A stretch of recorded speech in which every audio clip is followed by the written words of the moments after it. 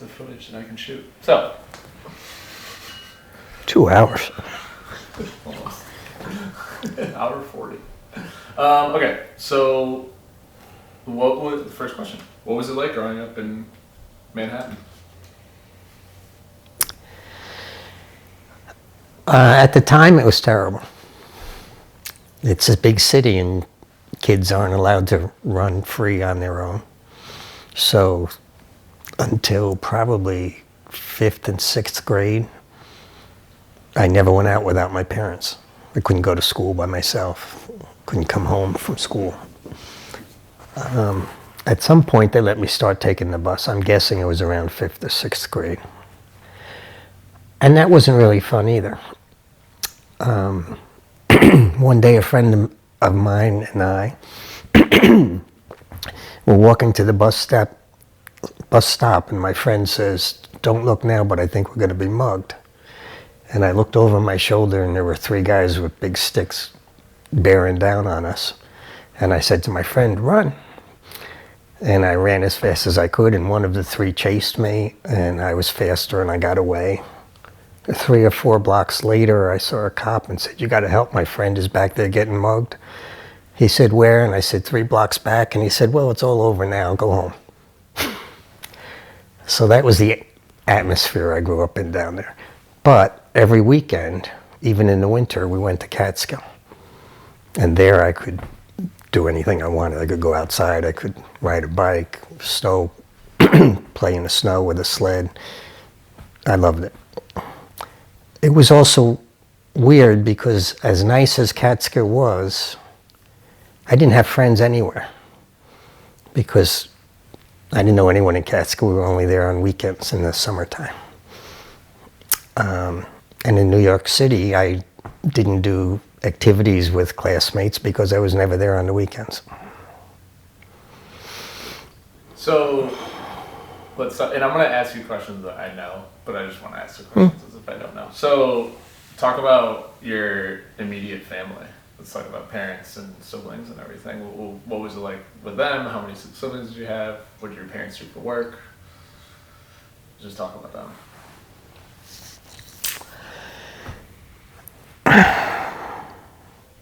It changed over the years. My youngest recollection is we lived in a 3-story brownstone that my father rented the whole building. And we lived in an apartment on the top floor. He sublet the 1st floor apartment and the 2nd floor apartment. And in the ground level, he had his business, which was packing and crating antiques and selling antiques. He always would, I guess I'll give some history. As I understand it, my father was in the Navy to fight during World War II. In fact, he was underweight and they wouldn't take him, and he ate bananas for a week and went back and got it. In the Navy, a lot of the guys would spend their money on cigarettes or gambling, and he wouldn't do either. So when he got out of the Navy, he had a good deal of money. And he lent some to a friend that had a moving business. And after some period of time, I don't know how long, the friend said, "I'm not making it. I'm sorry, but you can have the trucks in the business." So that's how my father became a moving person. So he did all of that on the ground level of the house. And all the way through 6th grade, my 6th grade. One interesting thing is I lived through the great New York City blackout.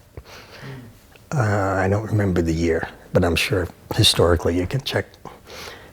So we're in our home in the evening, and the lights go out. My father jumped up to run down to the basement because he was responsible for the whole house, and he was worried what's going on.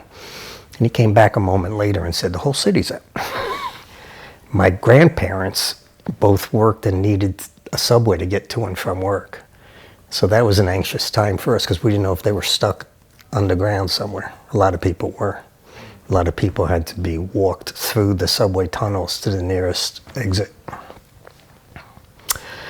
So then what? So The entire block where this house that I'm describing was to be torn down to build a skyscraper. So we moved to Catskill because literally they didn't have another place to live. And apartment rents were expensive, and my father always wanted to get us out of the city anyway. So we moved to Catskill, and that was like culture shock. A silly example of that is I go to school, and somehow or other the topic of hook and ladder trucks comes up, and I said how they have a Tillerman, a backseat driver, and they all laughed at me as if I was crazy. 6th and 7th grade, I went to a public school because there wasn't any room in the Catholic school. My older brother was Arthur, 4 years older than me. He got into the high school, but I couldn't because they didn't have room in the grade school. But after 8th grade, my parents transferred me to the Catholic high school. My older brother is known as AJ. When I went in as a freshman, he had just that previous May graduated, June. So all the people in sophomore, junior, and senior year knew just by looking that I was his younger brother, and they started calling me Little AJ. My freshman people didn't know my name. I was a transfer, so they started calling me Little AJ. So AJ stuck. But I digress. Family. This is kind of the goal of this, is to go into those motions and those conversations that maybe you haven't thought about in a while. Oh, I haven't. I haven't. So what brought you guys summered in the Catskills? Why the Catskills? Why did the family decide that that's where they were going to spend summertime there? I believe I've been told that my mother's parents, my maternal grandparents, vacationed somewhere near there for a week and really liked it. I think that's why there. Tradition moved on from there. So, what was your mother doing? Was she a stay-at-home? My mother was a stay-at-home mom. And what was she like growing up? Let's talk about your parents specifically now. Let's talk about your dad first. What was he like as you remember growing up? He was very patient, very understanding. The most unselfish person I've ever met. His life was, what can he do for his kids and his wife? Always, that was his life. He worked hard. And there were some tough times, and he had patience of steel. What's some other memories? What's the funniest memory you have of your father?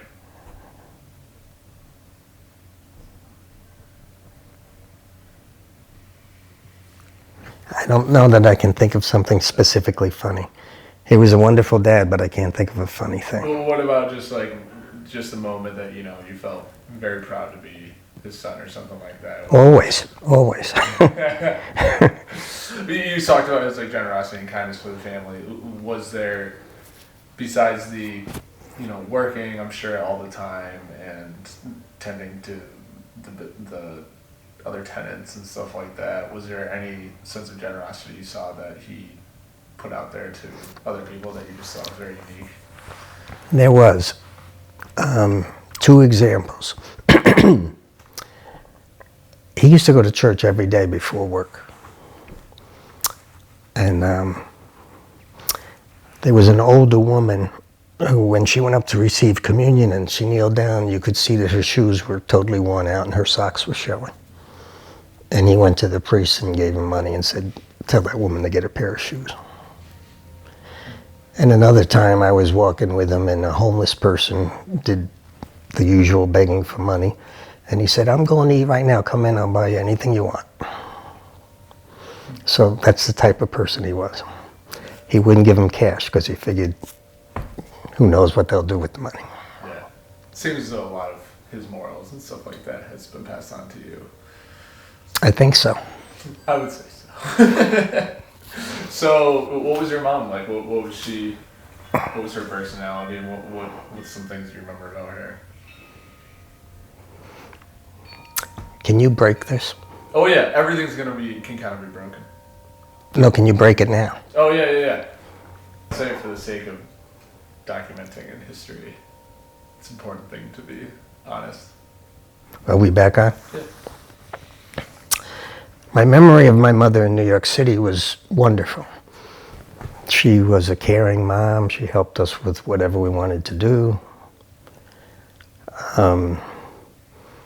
She dragged us with her when she went shopping at Bloomingdale's, which I hated and seemed like frequently, but it may not have been frequently. It might have been just as a kid. You don't like that.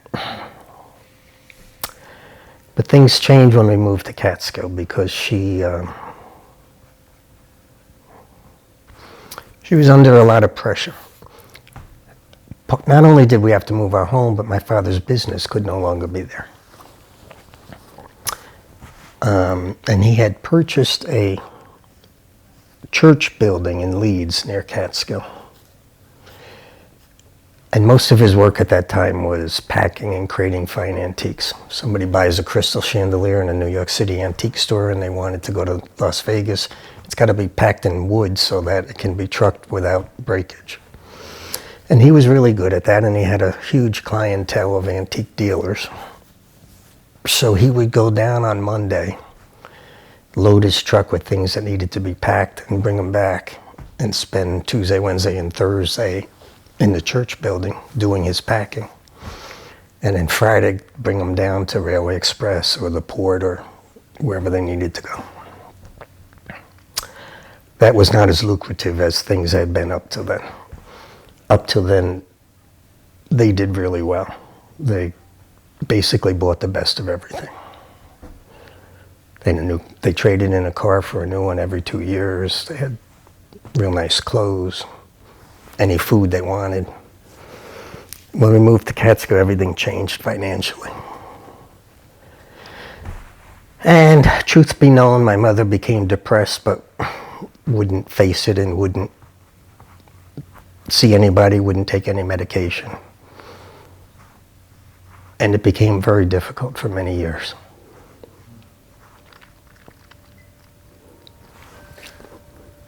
When do you think, do you ever feel that she moved on from that and was able to overcome it? There have been times that she did, and then there have been times that she hasn't. When my father had Alzheimer's, she had a really hard time dealing with it. She was a primary caregiver, and I know it's difficult. But I think it might have been better both for him and for her if he was put in a facility that could take care of him, a facility that has experience with Alzheimer's patients. She did it all with no help from anyone. Friends would offer to help, and she'd get indignant and angry that don't intrude on my life. I'm taking care of it just fine. But I was there when she'd lose patience with my father as if he should have known better. And he didn't know better, but she would scream and yell as if he intentionally did something to hurt her.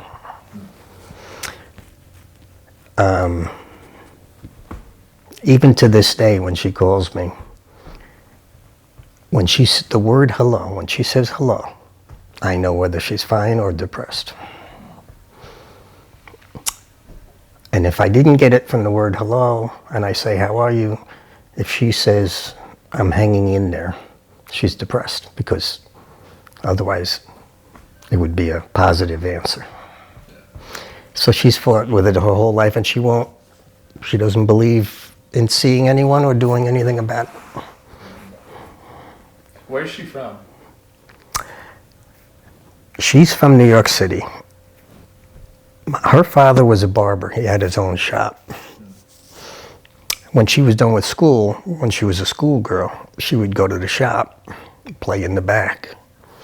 My father's 10 years older than her, so he was getting his hair cut and saw the girl playing in the back.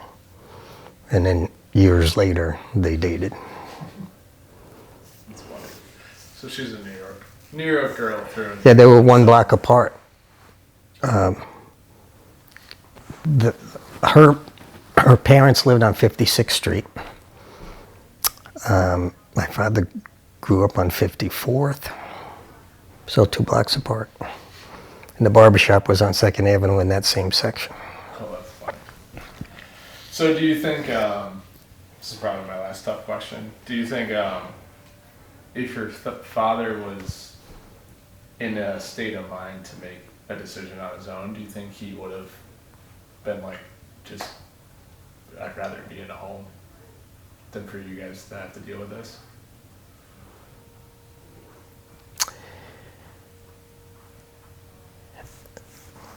It's very hard to say because he was not himself at the end, so how do you know what he would have wanted?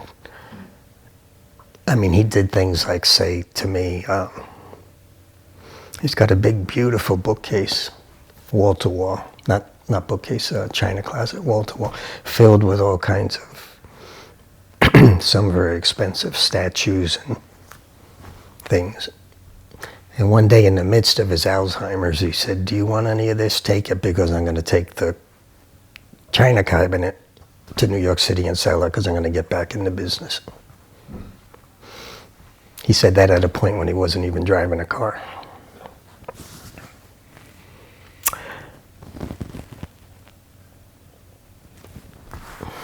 So let's move forward in life and let's talk about this, the Catskills years a little bit more. You start talking about how you were a little AJ. What was you said that it was a culture shock for you guys in the family. Yeah, 7th and 8th grade more so than I was used to it by the time I went to high school. So what was high school like for you? What sports, friends? You started to settle in. My class, the Catholic school was very small. My class was 48 people, so you know everyone. We were a good class. Everybody got along with everyone else just fine. The only sport I was into was cross country. During basketball season, a friend and I were the managers, so we got to ride the bus to all the teams. All we had to do was cart the balls around. I was photographer for the yearbook as a senior.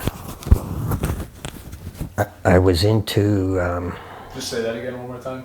Sorry. No, it's okay. I forgot until I felt it. I know, it's normal.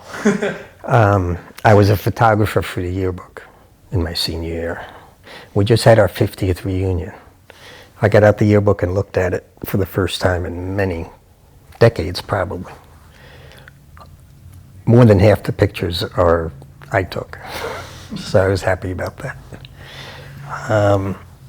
So yeah, we all got along very well, and it was a good time. So why did you end up going into your field of study? Law? Mm-hmm. Let's talk about that whole journey. My parents owned 66 acres. Central Hudson, the local electric company, contacted several neighbors to buy some property to run a new power line, but they hadn't contacted us. And then one day 2 men drive up and ask to speak to my father, and he goes out and they say, "We're buying 1 acre in the back corner of your property." My father said, "It's not for sale." They said, "Oh, sorry you feel that way," and they handed him a summons and complaint in condemnation proceedings. And he said, "You didn't come to negotiate a purchase if you already had this paperwork. Now get off my property, you're trespassing." And he fought that himself, pro se. And there were many, many steps, including an appeal to the appellate division. So that's what did it for me. You knew at that moment you wanted to be able to fight for yourself. Somewhere in that process, maybe not the first day, but... So where did you end up studying? I went to St. Rose. I was going to go back to Anthony instead of AJ, but 8 kids from my class went to St. Rose. So AJ stuck. Can't fight that, I guess. St. Rose was nice. Yeah. But it's small. I don't know that, I mean, I enjoyed it, but I wouldn't recommend a child of mine go there because it's just so small that you don't have the same experiences that a big college would have. Do you have any stories from your high school or college years that you always think about when you think about certain friends?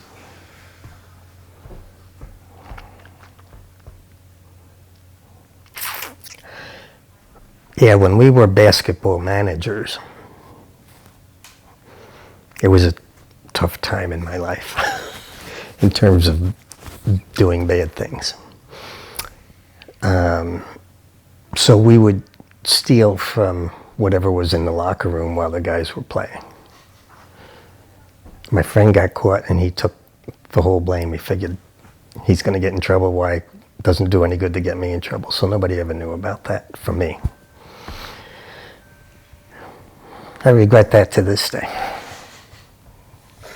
One of those little things that you look back at and you're like, why was I even doing that? So who, did you have a best friend in those years? Yeah, the one that took the hit for that. Who is that? And do you want to share his name? Sure, Charlie Metzler. We were particularly friendly because he also went to the public 7th and 8th grade, and he also transferred. So literally, he was the only one I knew when I started high school. And same for him, I was the only one he knew. And yeah, we were friends all the way through. And at the 50th reunion, he was there and he said, I only came because I was hoping you'd be here. And I said the same to him. He went on to be an optometrist. So you didn't study at St. Rose? No. Where, did you have a friend group there, or did you have somebody that you hung out with all the time through the college years? In high school and college both, I was very friendly with lots of people. I could mingle. I don't remember having any, well, yeah, there was a friend that I wound up sharing an apartment with, Rick Pontillo. He was a biology major. He graduated and went to work for GE, and then for numerous companies after that, and he's extremely successful. And now he's retired and living in a house on Bomacene Lake in Vermont. Oh, wow. So, what, let's see. I'm trying to keep moving through the timeline and stuff like that. So, this is a good one. Did you ever get arrested? No. Oh. My younger brother was very fearful we'd be arrested once. Oh, okay. What's this about? My brother went to Siena. He didn't have a car. He literally rode his bicycle from 3rd Street in Albany to Siena College in Loudonville every day. And with winter coming, I said, you got to do something. You got to have a car. So we had a friend at Siena that was Greek, literally from Greece, who decided he's going back to Greece. And he had a car in the parking lot. He said, take it, it's yours. But it wouldn't start. So my brother asked me, what do I think? And I went over and looked at it and I said, I think if you get it fixed, it would be a nice car to have. So I took my car and put a towing rope between the two, and I was towing him to my mechanic when the cops stopped us. And unbeknownst to us, where the VIN number is supposed to be on a car, it had been removed. And these cops acted as if they had just busted the biggest car ring, which was so silly because it was a '66 Rambler. But my brother was young and impressionable and very, very nervous. That's it. I've never been arrested other than that. I've never heard that story. That's good.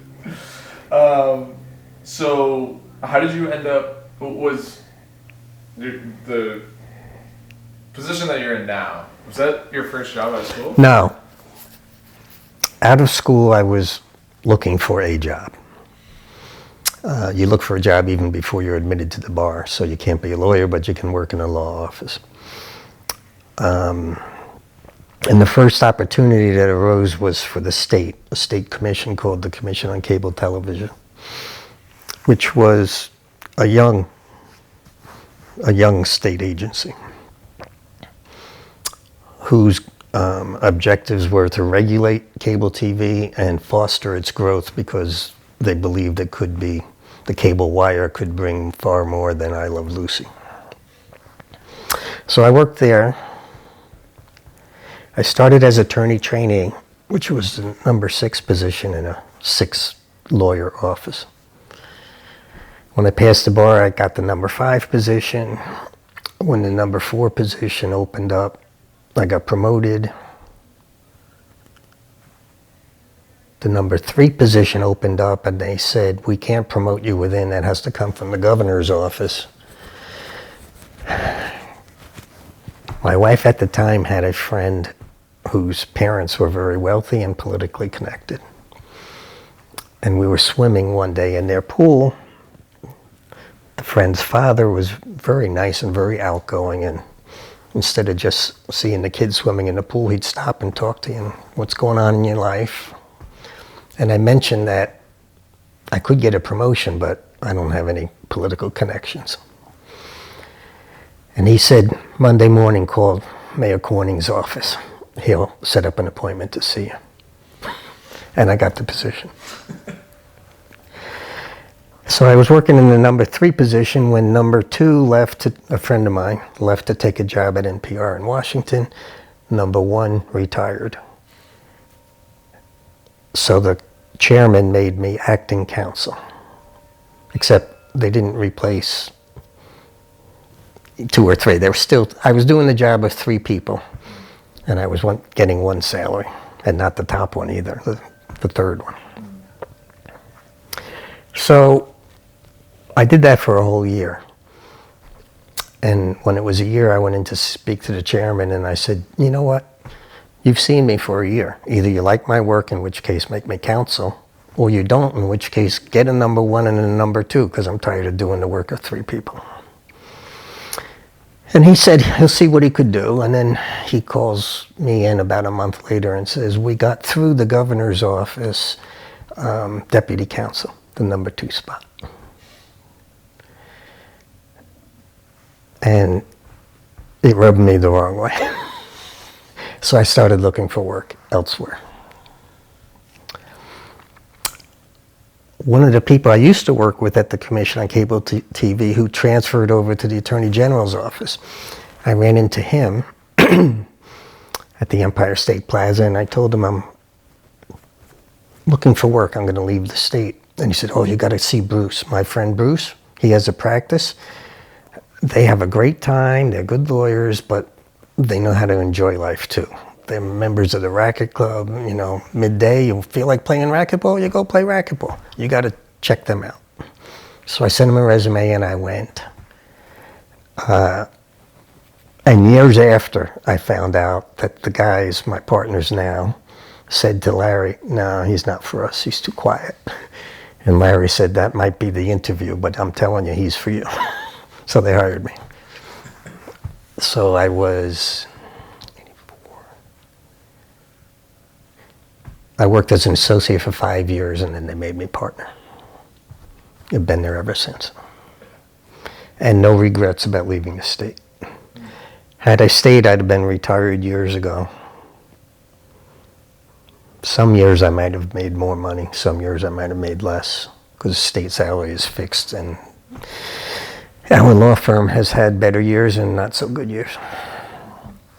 But you probably wouldn't have had the flexibility that you're probably going to be there for 9 to 5 strict hours and stuff like that. At the state. At the state, yeah. Yeah, whereas there's many evenings and weekends I work. Yeah, yeah.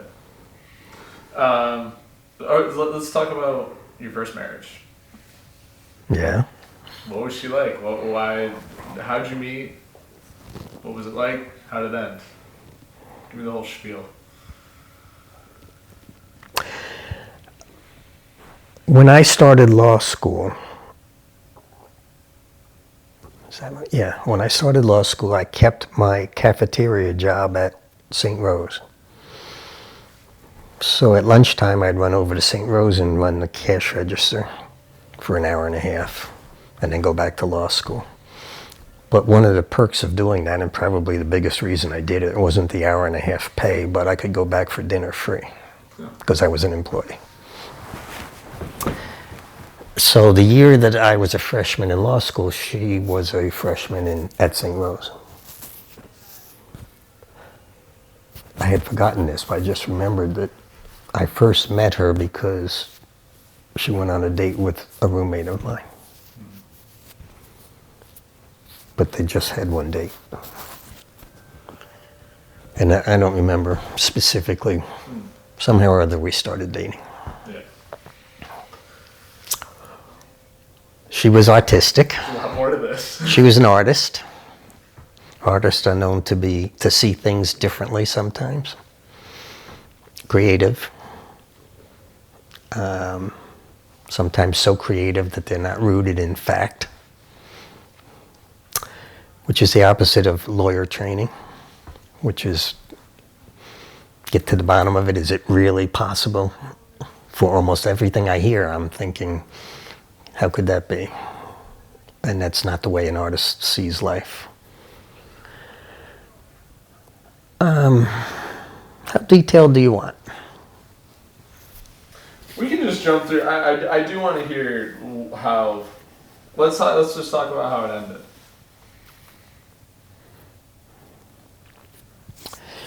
At what moment did you know that it was done? When she said so. And how did what was the lead up to it?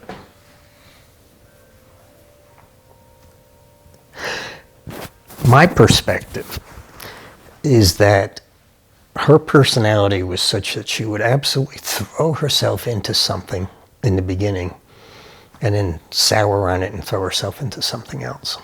And I think she basically did that with me. Her perspective is I was selfish and only cared about myself and not about her. And she wasn't going to spend her whole life that way. There was a culminating event.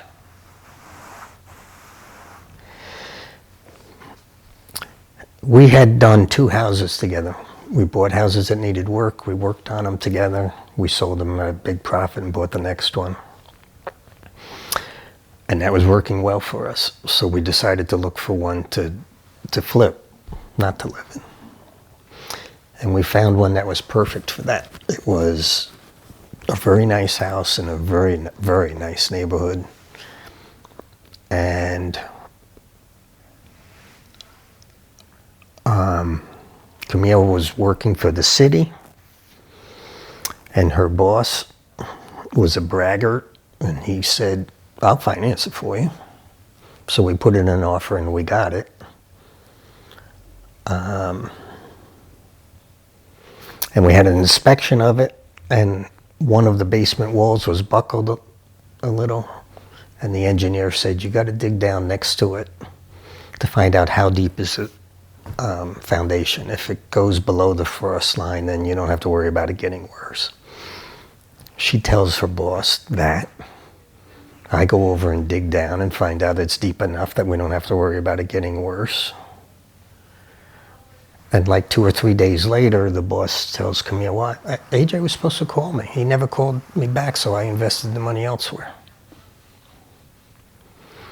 Years later, from his wife, that guy's wife, who's also a lawyer, and they divorced. The wife told me he never had money and he was never going to lend it to her. She married him.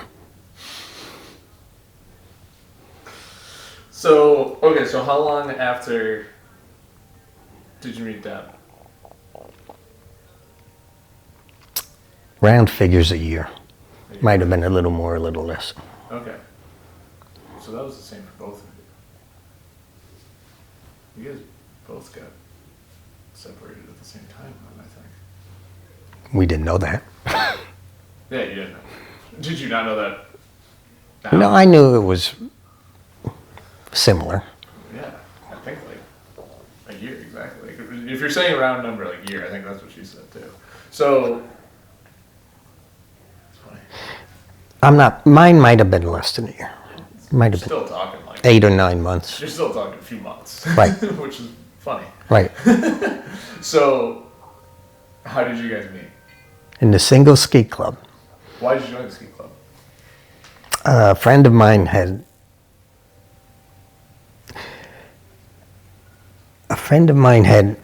also broken up with his girlfriend. It wasn't a wife; it was a girlfriend. And I was actually living with him at the time. And we saw it in the newspaper, and we said, "Let's try it." So we went.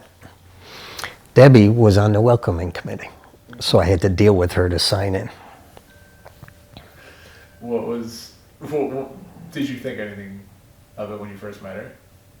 Yeah, I thought she was great, and so I told my friend Jeff, "You ought to ask her out," because I thought she was too tall for me. So Jeff wound up asking her out and had a date. That's right. And then he comes home, I was living with him at the time, and says, "Oh, it was awful. She had this little dog that just yap, yap, yap, yap, yap. She had old colonial furniture in the living room. It was just awful. And she never reached for her wallet once." So that was Jeff's impression. And then how did you end up going out with them? And what was your first impression of her when you did go out? Well, I already knew her as friends.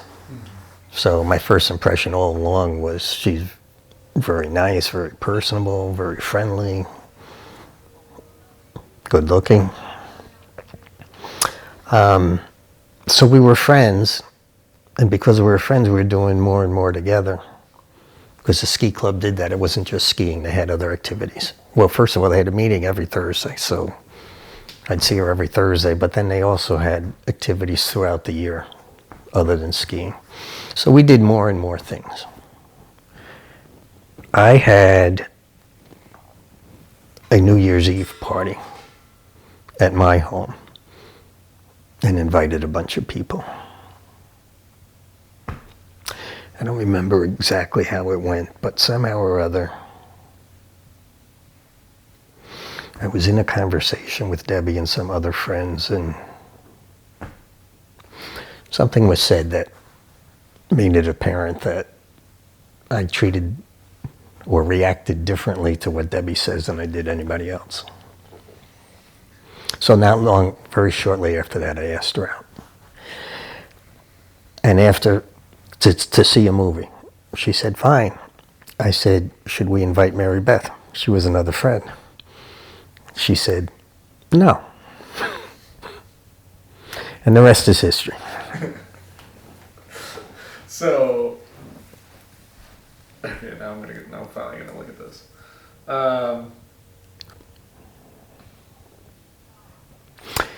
I'll tell you something else about our dating. Yeah. Because there have been times that my nephew Arthur has said, "How do you know?" When we were dating, I was working on a building I had bought to renovate, and she would come over and help. When it got late, she'd go home, and I was working full time, so my only time to work on a house was till midnight or 1 or 2 in the morning.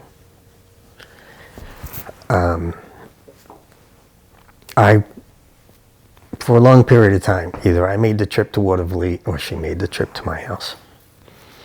I mean, we didn't want to spend the night apart.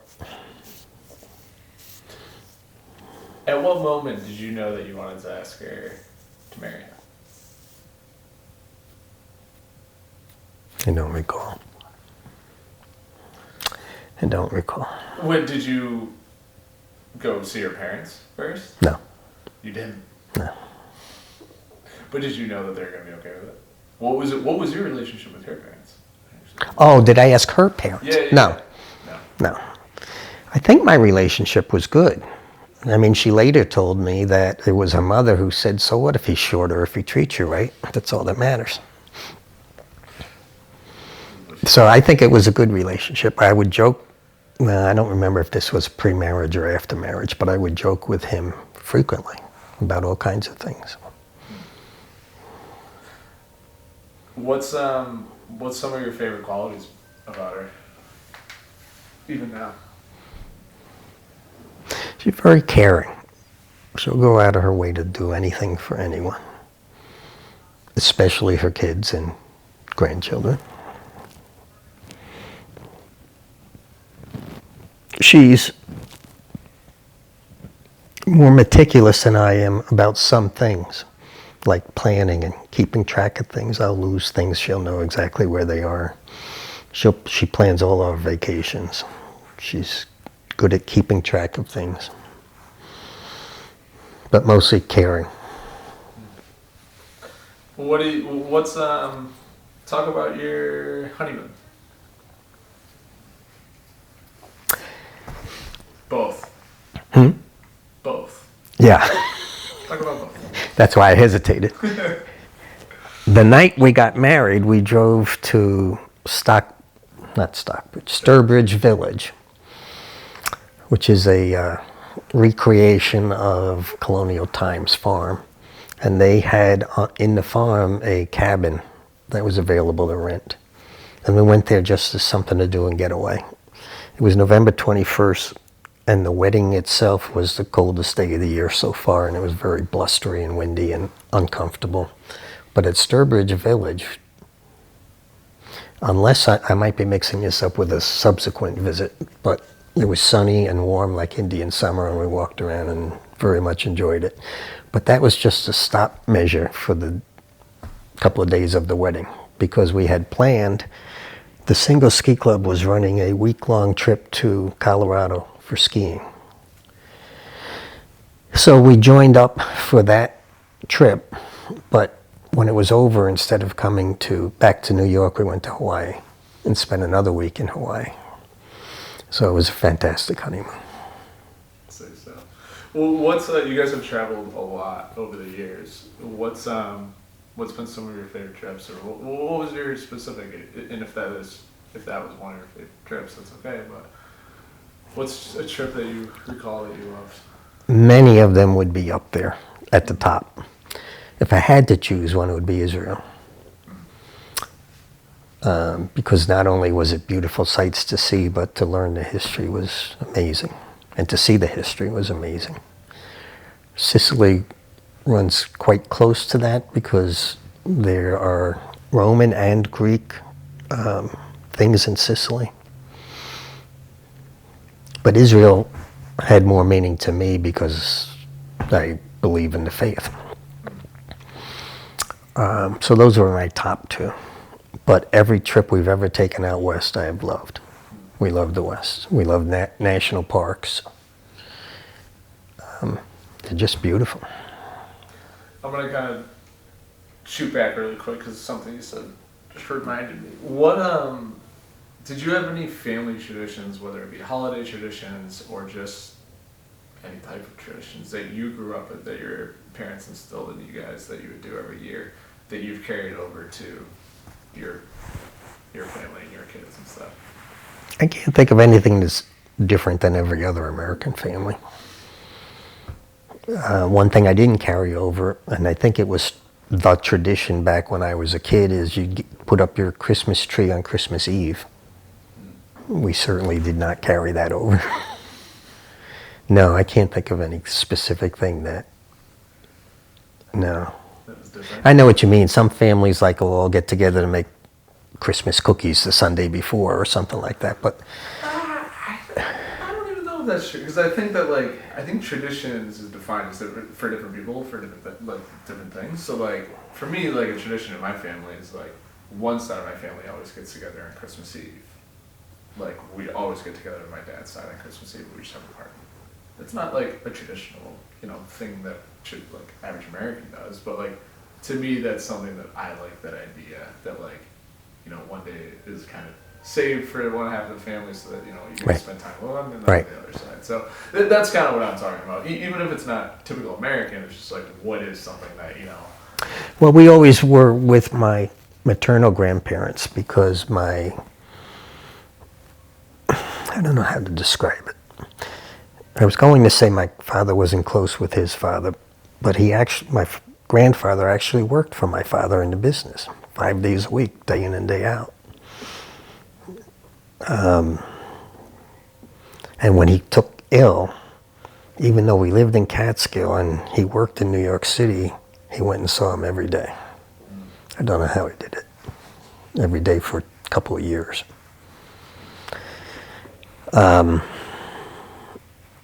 So my maternal grandparents were far more involved in our lives. Makes sense. It's funny because I always felt growing up like my father's parents were in Florida. My mother's parents were in Hinsdale, right next door.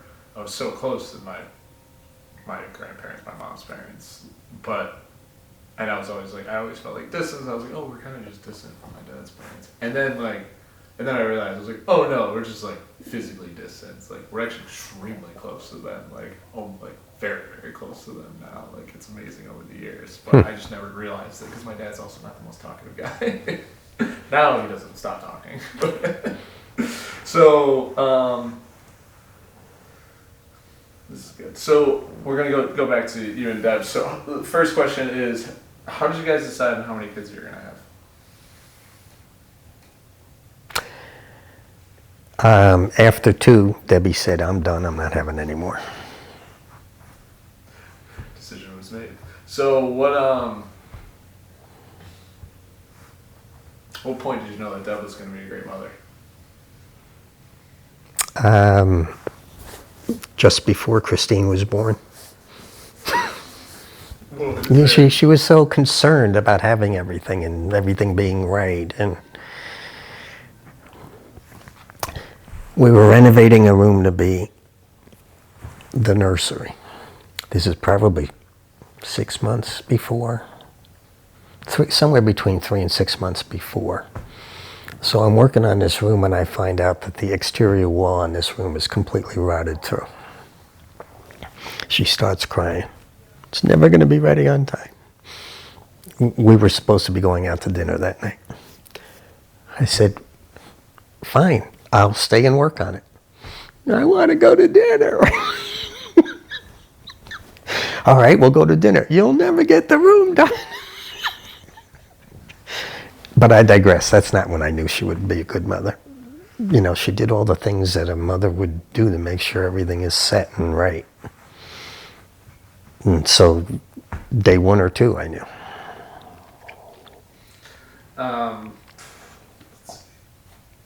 How did Deb show her love? What's her love language versus what your love language is? Hers is words and mine is touch. We read a book about this. We both understood the book. We both tried to pay attention to it probably for a month. It's gone by the wayside. She wishes there were more words. I wishes there was more touch. I'm curious to know if she said that. She, I can't remember now. I think the book might have been called The Languages of Love. I think it is. And it's, I recommend it. It's a good book. well, it's something when we did our Pre-marriage? premarital counseling, that was all part of it. Oh. Huge, big, but not the book specifically, but we talked a lot about languages and stuff. That was a very big topic in it for sure. We even still have those sticky notes on our bathroom with a mirror that talk about what we both enjoy and stuff to remind us every day. And actually, funny enough, I came home the other day and Michelle's perfectly fell off the mirror and landed right in the open toilet. Oh. Well, I guess it's your way from So now I on. picked it out. I picked it out. She's like, you picked it out? I was like, I don't know, it was water.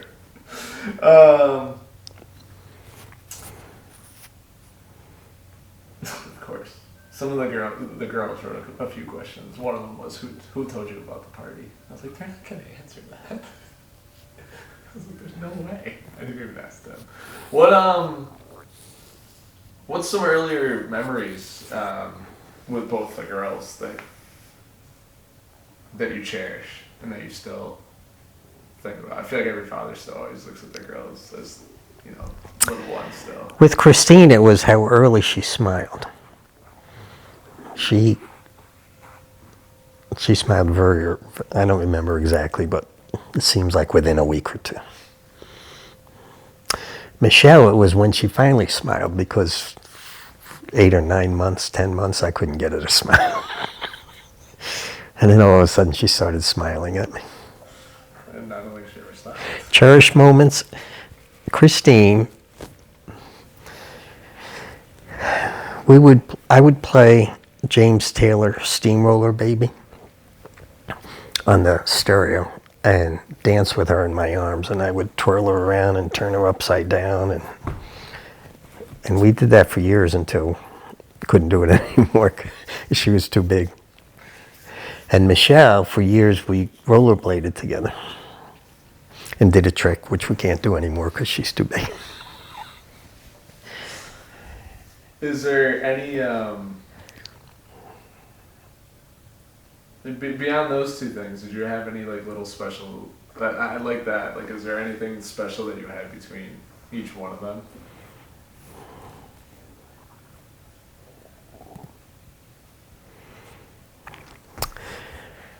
Well, with each of them, I spent a lot of time with real property investment. First with Christine. Actually, I tell this story frequently. I don't even know if you know it. She comes to me one day. She had been waitressing at very high-end restaurants for years. Fix this real quick. The sun is just like beating right on you. Of course. There we go. I should have done that. Okay, go ahead. She had been waitressing in high-end restaurants for years and made a lot of money. And one day she says, Dad, you've been successful in real estate. What do you say we get one together? And I said, I can't. I'm spread too thin. I can't do it. She said, I'll do everything if you just teach me how, and then I'll take it from there. I said, okay. First step is to find one. And I told her what I look for. And we'd look online together, and she'd say, what about this one? What about that one? And we'd go and we'd make appointments, and we'd go and we look at them. And probably for the first 6 months straight, I criticized every single one.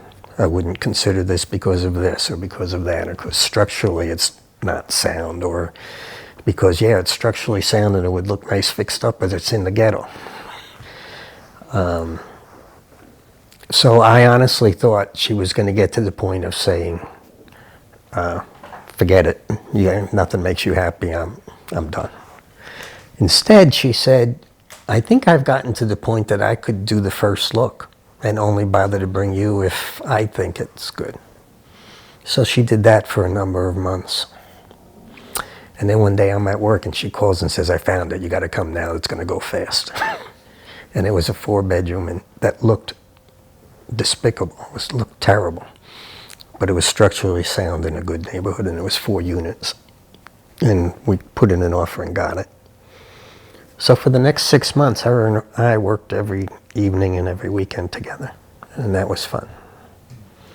So at first I'm proud of her for having brought it up and done it. And by the way, she has maintained. She does the books and everything. Although since it's here, when it's an emergency, I am the one that has to go, or to show prospective tenants, I'm the one that has to go. But it's been great. So then when Michelle was interested, we had a similar experience. It wasn't months and months of looking. Michelle, having seen more, Michelle being younger, lived to see me and apartments more. So she knew more about what to not even bother to look at. And she found a few, and we put in offers on a few that we didn't get. And with Michelle's house, the opposite of what Christine said. Christine called me and said, I found it, you got to come quick. Michelle told me there's a listing that's not where I was looking. I was looking in Albany. There's a listing in Cohoes, but it's a riverfront. So I don't know. Well, I happened to be out and I drove by it. And I called her and said, you got to buy this house. Get in it immediately. And we did. And the same thing for the next 6 months. We bought it in the summer. She moved in October. So for 6 months, we worked evenings, weekends. She learned a lot. And it was fun working with her. I loved it. What was your first experience like working on a house with Dad? I don't know what you mean. There was a house that you bought that I think was an old. A flip. I flipped the house. Is that what you mean? Was that what it was? It was a flip. Was it like an old dentist's office? I want to say. No, they weren't around then. That's No, they weren't. I'm not saying. I'm just asking about Deb. You and Deb's first. oh, Deb. Yeah. Yeah, there was a building in Albany that had been an orthopedic office, and one of the doctor's mothers lived upstairs. It was a Queen Anne style, huge house, 3 stories. So the mother had the second and third story, and the doctor's offices were on the first floor. And they moved, and basically the thing was a white elephant. They couldn't sell it, and I went and looked at it. There were 3 examination rooms in a row, and 2 of them, the far right and the far left, had built-in cabinets that were like 2 feet deep. The middle one didn't. And I said, something's behind there. And then I went outside and looked, and that's where the chimney was. I said, that's got to be a fireplace. And so we wound up buying it. I did it with my older brother because I couldn't afford to do it by myself. And that's the house that Debbie would come over and help me with. My friend Jeff also would come over and help. And we tore out, fortunately for us, my guesses were correct. They had built all these little examination rooms and x-ray rooms and everything inside of wonderful large rooms without doing anything detrimental to the large rooms. The only thing that was done detrimental is they took out windows and boarded them up, but the hole was still there. We just bought new windows. So, and we lived there for a year, I think. Yes. We got married and had Christine there. And how we wound up here was a freak accident. I do a lot of real estate closings. I had someone come in with a contract, and the price seemed too low for what I typically see. So I said to Deb, let's go for a ride on a Sunday to an open house. I just want to see what my client's getting. And I looked around at, it happened to be this model house in Colony. The broker says, are you interested? I said, no, I wouldn't want to live in Colony. It's too crowded a feel. It just feels crowded. He said, we're building the same thing in East Greenbush with a concrete foundation instead of block, and it's $4,000 cheaper. So we came and looked at it and wound up buying a new house. I never thought I'd ever want to live in a development. And when we did buy it, I figured it's yet another stepping stone, and 4 or 5 years we'll sell it and move on. And here I am. It was 1990, so it's 32 years. And I have no regrets. I wish I had more land, but it was the perfect neighborhood for kids growing up. It was wonderful for kids. Yeah, a lot of families and stuff. Easy trick-or-treating and everything.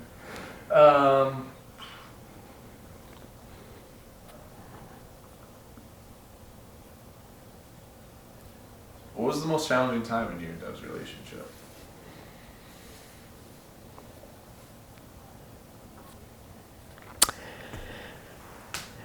After Michelle was born, she had either postpartum depression or straight out depression. And it was an extremely difficult time.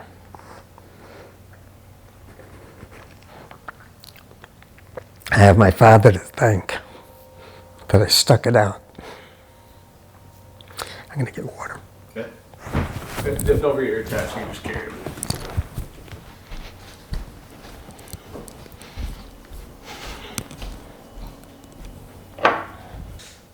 Alright, so how you said that you had an antibiotic? So let me step back and talk about it. About my dad again.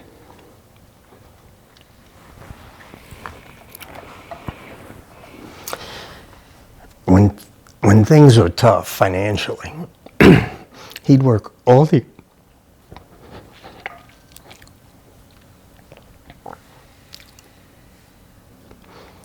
He'd work all the overtime he could get.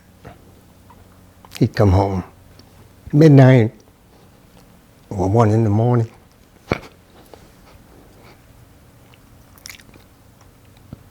On a Friday after having worked all week in the city. And he'd hand my mother his check, and he'd be proud that it was high. Take your time. Yeah.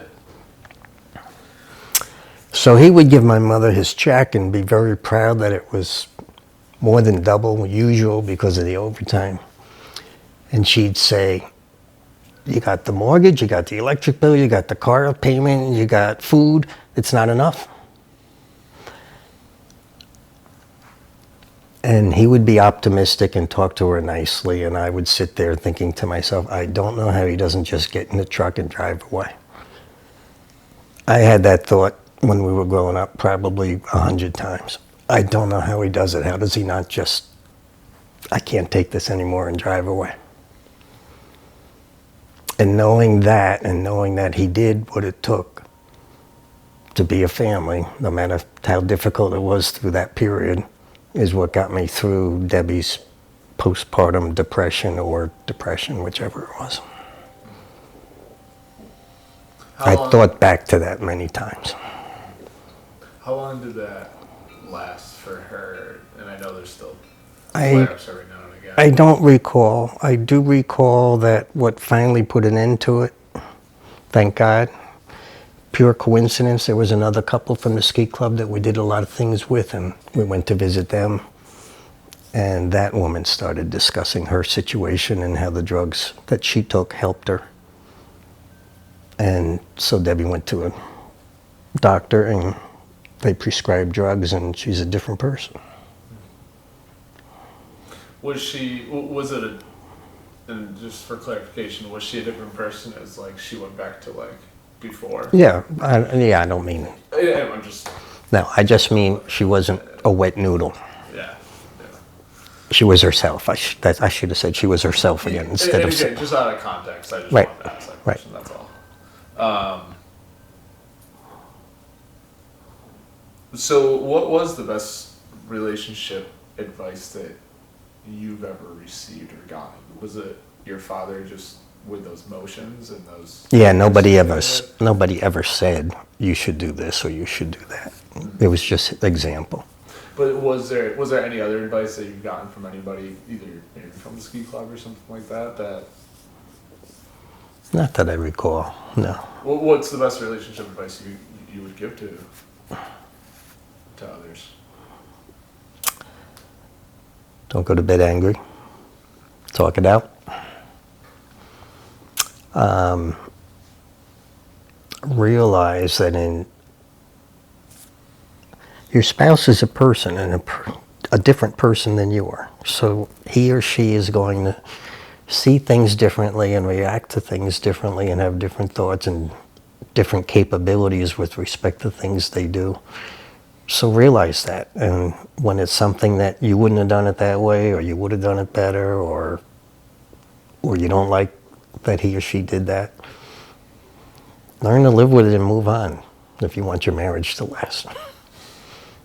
What about to new parents? Something that's very different. Advice for new parents.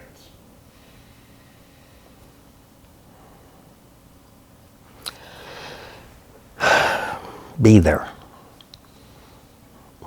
There really isn't a whole lot to say other than be there, be caring, and be there for them.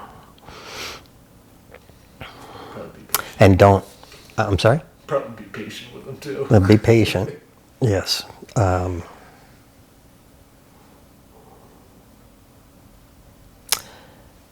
In this day and age, it seems like a lot of parents are spoiling their children. Now, some people might say my kids are spoiled. We don't think so. Yes, we do a lot for them, but I mean, there are people that take care of their kids into adulthood when the kids don't want to go out and get a job. I think that's bad advice.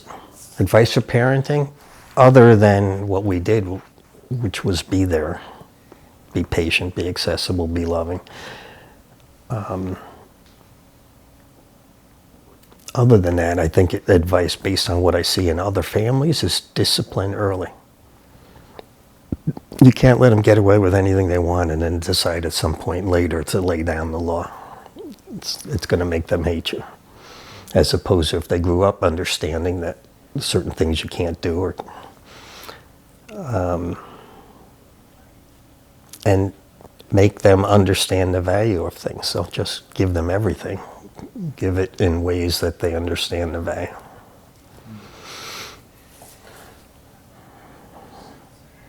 And give them a hard time about trust issues if they have a party at your house. What's the best gift you've ever received from Christine and Michelle? I'll tell you after dinner tonight. The best gift from Christine, I just got this year for my birthday. When Nolan bought a turkey smoker, he smoked a turkey. And we had some, and then they gave me the carcass and I made a soup out of it. And I said, this is really wonderful. Can I pay you guys to make a turkey for me? And they never picked up on the idea, and that was 2 or 3 years ago. Well, this year for my birthday, she gives me a bag, and it was all different turkey parts, frozen, that had been smoked. So that was wonderful. From Michelle, the most unexpected one, I don't know if it's the best because I can't remember all of them, but the most unexpected one, which was greatly appreciated, was when she had Sirius Radio hooked up in my car without me even knowing it until she walked me out and turned it on. It was pretty cool.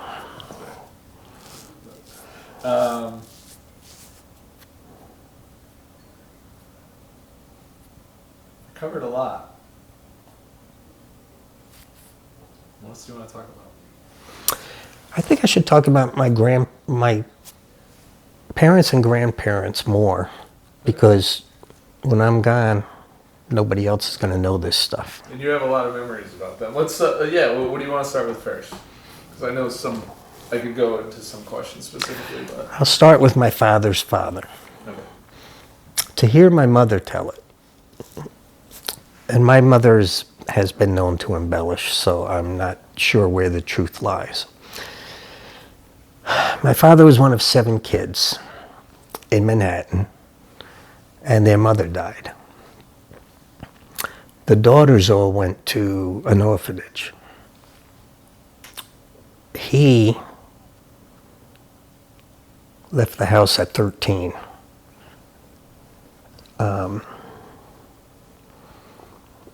Before school, he would go to bakeries and beg for day-old stuff and bring it home to whichever brothers didn't go to the orphanage. I think there were 2 brothers. So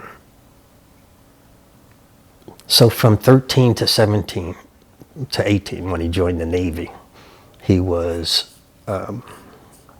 self-sufficient entirely. And every single week visited his sisters who were younger in the orphanage. And he was particularly close with his brother Edward, who was only a year or 2, either older or younger. To hear my mother tell it, when my father's mother died, his father either was or became an alcoholic. And that's why the kids went to an orphanage, and my father was out on his own because his father was a drunk, according to my mother. My father would never talk that way, so I don't know where the truth lies. His father eventually remarried, so my earliest recollections are of my grandfather and his my step-grandmother. And for all the years that we lived in New York City, his father worked for my father on the trucks. And then when we moved, his father retired. When he took ill, my father visited him every single day. When he died, my father was not an emotional person. He didn't talk about emotions. He just didn't. You could tell that he cared, but not that he ever spoke about it. I was home from college when his father died, and I got woken up in the middle of the night hearing my father crying because his father had died, which really surprised me. One, because my father wasn't showing emotion usually, and two, because from everything I hear from my mother, he wasn't a good father.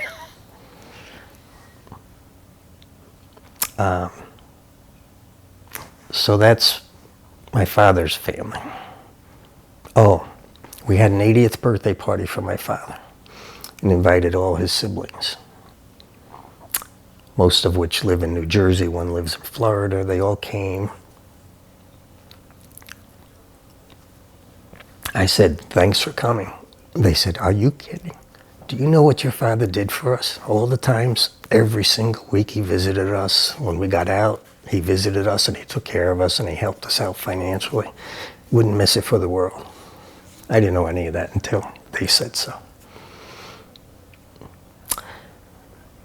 My mother's side. My grandfather, Anthony Roselli, immigrated from Italy with his brothers, and they all became barbers, working sometimes in different shops, and then once there were two brothers in the same, owning the same shop, and I don't know how it happened, but when I knew my grandfather, it was his shop. My grandmother is apparently a distant cousin. She had the same last name. And her family went to New Orleans. And my grandmother was born here in the States. Somehow they met. I don't know how they met. But they met and got married and lived in New York City, and he ran the barber shop in New York City. He had 3 kids, my mother and 2 brothers. One of the brothers was the first family member college educated. He went to Oneonta, became a school teacher. And he was my hero because every time my mother would say something negative about me, he'd interrupt and say, don't talk to a child that way, that's not right. I remember once I was painting an antique wheelbarrow, and I stepped on the cover to put the cover on the gallon of paint, and it slipped and my sneaker went in.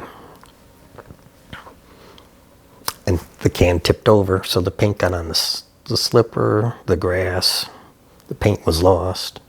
And my mother said an expression I've heard time and again, you do one thing right and 5 things wrong.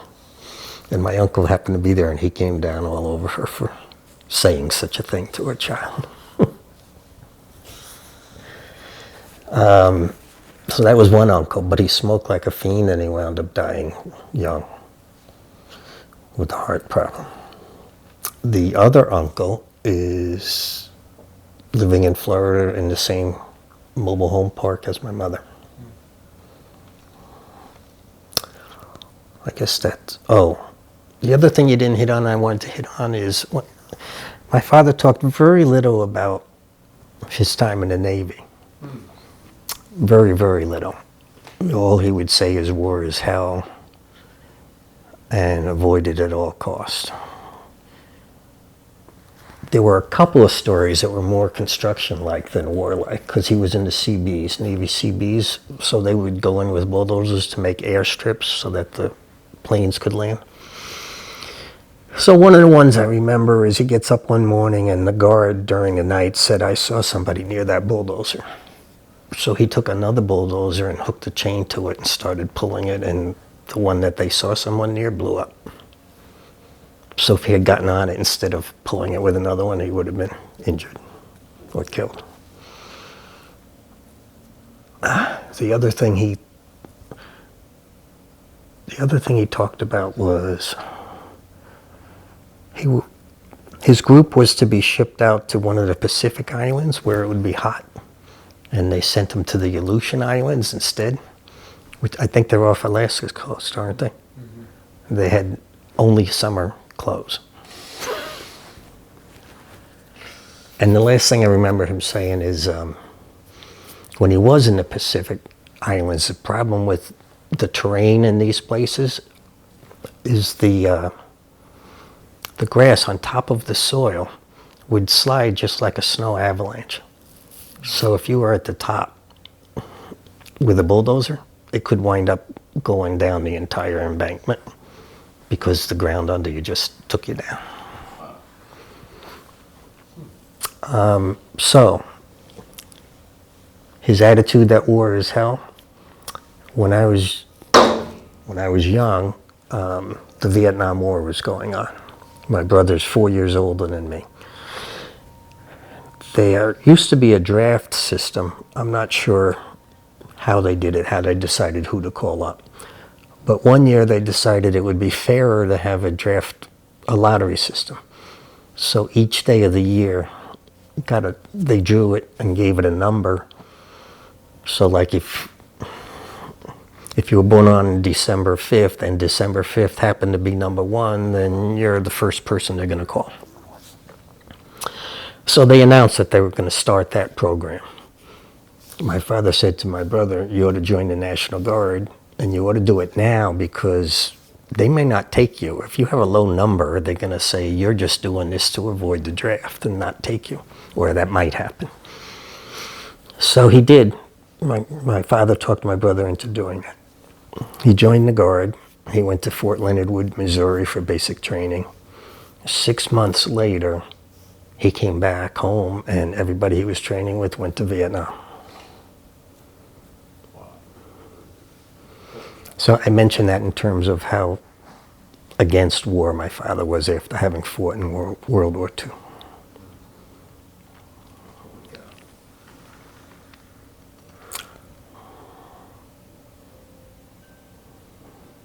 What else did your father? Now, your father was involved in he had a large warehouse, was it, or something? I thought. He had Or like an antique. What's the book that you have from all the people that visited? my father, there was a flaming gay person called Elmo Davet who had an antique shop in New York City. And he started one in New Orleans as well. And my father used to, with a tractor trailer, move the stuff that Elmo wanted from New York to New Orleans. And I think that went on for years. And then Elmo said, I'm going to give up New York. Do you want to buy it? Which was just a business. It wasn't real estate. So my father bought it. Forgot. What was the question? Oh, his business. So he bought that. One of the things in the business was that book from all the celebrities and movie stars that used to come into the antique store. So he ran that business at the ground level of the home we lived in until we moved to Catskill and they were tearing down that business. In the 60s, probably a few years before we moved to Catskill, he sold his car to buy a warehouse in Harlem. And then the riots came, the 60s race riots. The building got broken into many times.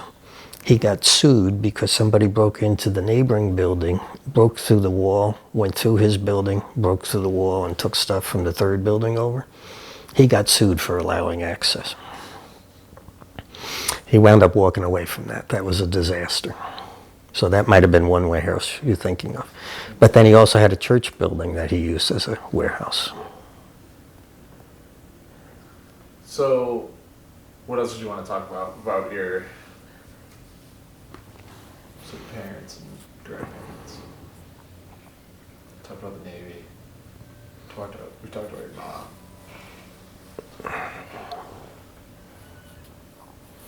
My grandfather was an interesting man. He was old school. So when he gave up his shop and retired, he had a few good customers that he would go to their houses to cut their hair. He wouldn't go out of the house unless he was wearing a white shirt and a suit and an overcoat, dress overcoat and a hat. To go out of the house, that's what he did his whole life. And the second thing he did his whole life is talk about missed opportunities. He would always have a conversation of, I could have bought this or I could have bought that. I didn't. He never owned any real estate. And he's right. If when we were young he had bought something in New York, it would be astronomical today. But he never did. My grandmother was a seamstress, a very good dressmaker, and she worked in the industry in the garment district of Manhattan. And she was a great cook. When she retired, and my grandfather was retired, there was a convent for nuns around the corner from where she lived, and for years she was their cook.